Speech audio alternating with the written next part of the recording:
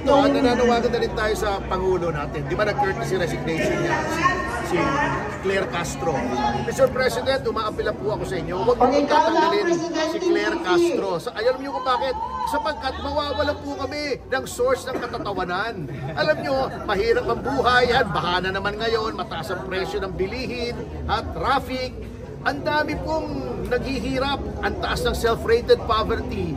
Ang konsolasyon lang po namin, ang konsuelo na lang namin, may magpagtawanan kaming galing sa Malacanang bukod sa inyo. Oo. So, huwag nyo na po tanggalin si Claire Castro, utang na loob. Hindi naman po lahat ng tao nakakabayad sa Netflix para manood ng comedy, yung mga stand-up. Pinagtsatsaga na po namin si Claire Castro. O, parang awa nyo na. Must not stop. Ipakita natin sa napakalupit, napaka-oppressive na gobyernong ito na ang taong bayan ay hindi po natutuwa. Bagkus tayo po ay kokontra. Hindi po tayo magpapatahimik, idemanda nila tayo, pakulong nila tayo, guluhin nila tayo, ay hindi po tayo titigil. Pero ba sir, possible po na makauwi? Oo naman po, anything is possible as long as the Filipino people remain united behind this person who has sacrificed so much. Pati yung kanyang pangalan, pati yung kanyang personal liberty ay sinakripisyo niya upang pagandahin itong Pilipinas, gawing drug-free, crime-free, corruption-free. Sir, ano masasabi niyo doon sa palabas ng DOJ Secretary Boyeng Remulla na mukhang dinadawit pa pati si PRRD doon sa Sabongero? Nagpapaniwala kayo kay Boyeng eh. Hindi naman ako. Sinabi namang ayos yan. O di ba mismo ang kanyang prosecutor general, kinontra siya. Yung si Dong Padulyon. Sinabi hindi pwedeng aksyonan ng DOJ yung sinasabi nito si Alice Toto. Yung wala pa kang affidavit yan eh. Alam nyo, yung ginagawa ng DOJ ngayon, that is lousy criminal investigation. Ang unang-unang gagawin mo, kung meron kang testigo, number one, ay lie detector test mo. May lie detector test na ba yan? Pangalawa, pa-issuehan mo o pa-execute mo ng affidavit. Bakit? Para pag lumabas sa huli na siya nagsisinungaling, pwede siyang idemanda ng perjury. Yan ang mga safeguards. Ito, wala pang affidavit nga eh. Nagsisisid na sa taal, kung sino-sino nang itinuro, dinawit na yung mga ibang tao, pati si Gretchen Barreto, pati yung sa PCSO. Alam nyo yung dinadawit niyang retired judge sa PCSO, si Judge Reyes.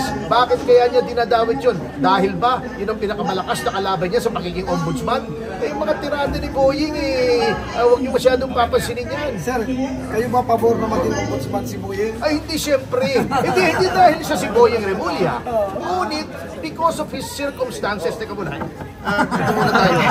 Excuse me lang, Mr. President. Dito, may natin si Tatay Diggs. Alam niyo, unang-una, kita niyo ba, sino ba yung mga naging ombudsman? Ang unang-unang ombudsman, Conrado Vasquez. Yan ay retired Court of Appeals Justice. Ibig sabihin, hindi siya politiko. Kasi ang inuusig, ang iniimbestigahan ng ombudsman, mga politiko. O, sino sumunod? Si Aniano Desierto, hindi rin politiko.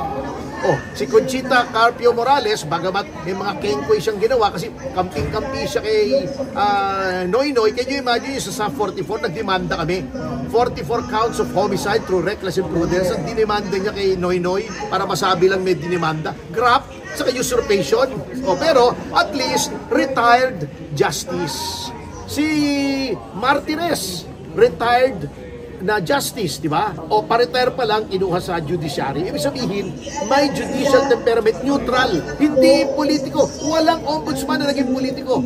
Pag inilagay mo dyan si Boyeng, unang-una, tao ng presidente, very obvious naman. Hindi naman may magkakaila eh. Huwag na tayong maglokohan, Mr. President. Sabi ni, hirap kay presidente pag nagsasalita, gano'n eh. Paano kung maniniwala dyan? Huwag na tayong maglokohan, Mr. President. Kaya mo ilalagay si Boyeng Remulla dyan. So, protektado ka sa mga demanda even beyond your term. Pero more than that, bakit hindi pwede si Boyeng? Si Boyeng ay politiko. Ang tagal na niyang politiko. Meron niyang kapatid na nasa politics, may anak. May mga kamag-anak. Let's say, si naging ombudsman siya, ang dinimanda mo ay si John Vic Remulla. Diba? At naabsweldo. Whether tama o mali yung ginawa mo kay John Vic, may duda. Dahil kapatid mo eh. Yun ang iniiwasan sa ombudsman. Dapat ang ombudsman, isang taong mataas ang kredibilidad. Si Boying Remulla, walang kredibilidad, face it or not. Alam niyo, ayoko sanang magsalita laban kay Boying. Kasi, ang sabi sa akin ng mga kaibigan kong doktor, ay malapit na daw. Yung kanyang susunod na check-up. Kasi may sakit siya, malapit na yung check-up. Ayoko na check-up pala, check-up. Check-up lang, kayo naman Pero, hindi pwedeng maiwasan na magsalita tayo sapagkat kapag yan ang nilagay ng Pangulo na Ombudsman, 7 taon walang kredibilidad ang Ombudsman. I'm telling you, walang kredibilidad. Kaya Mr. President, umaapil naman kami sa inyo. Sa dami ng kapalpakang ginawa nyo, pati yung July 27 na linggo, ginawa nyo special non-working holiday.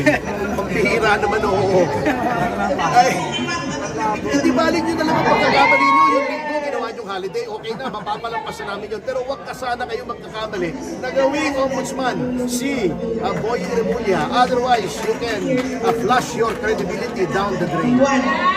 Attorney Tapasya, di po ba kayo bilang spokesperson ng PDP? Para lang po sa impeachment. Para sa overall po, ang boss ko rito ay si Attorney Raul Lambino.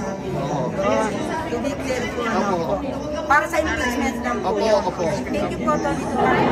At ano po yung masasabi nyo na ilang araw po bago lumabas si Antonio Miguel Castro? Kasi hindi pa agad siya nagpa-press briefing. Kinabukasan pa po. Ngayon, nung pa-press briefing po, siya po ay nag-express na hindi raw po totoo at fake news daw po yung mga kumakalat na balita. Ano po masasabi niyo? Anong balita po yun? Na hindi raw po totoo, hindi raw po kasama sa entourage si Paulo Tantoco po, yung sa pagkamatay po niya sa ibang bansa po. Inireport na na kasama siya sa entourage. Di ba? Yun po ang sabi niya. At mga fake news daw po yung journalist. Ano po masasabi? So, fake news ang Inquirer, fake news ang Philippine Star, fake news ang Manila Times, Daily Tribune, kasi matagal nang na-report dyan na nandun sila for Manila International Film Festival kasama si Paulo Tantoco. Pero iwanan ko na doon yun kasi hindi po saklaw ng aking authority dito sa PDP. Pero ang akin, nananawagan na rin tayo sa Pangulo natin. Di ba nag-courtesy resignation niya si Claire Castro. Mr. President, umaapila po ako sa inyo. Huwag mo tatanggalin si Claire Castro. Alam niyo kung bakit? Sapagkat mawawala po kami ng source ng katatawanan. Alam niyo, mahirap ang buhay. Baha na naman ngayon, mataas ang presyo ng bilihin at traffic.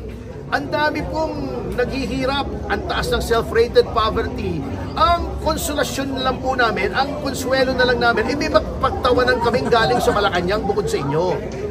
So huwag nyo na po tanggalin si Claire Castro, utang na loob. Hindi naman po lahat ng tao nakakabayad sa Netflix para manood ng comedy, yung mga stand-up. Pinagtsatsagaan na po namin si Claire Castro.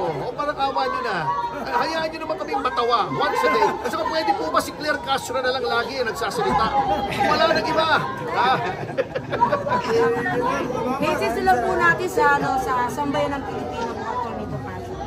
And seriously, ang panawagan ko po sa mga Pilipino, huwag po tayong pumayag dito po sa paghiura ng ating mga karapatan itong pamahalaan ito. May nagsabi po na American jurist, the liberties of none are safe unless the liberties of all are protected. Ngayon po, ginawa yan kay Pangulong Duterte na dating Pangulo.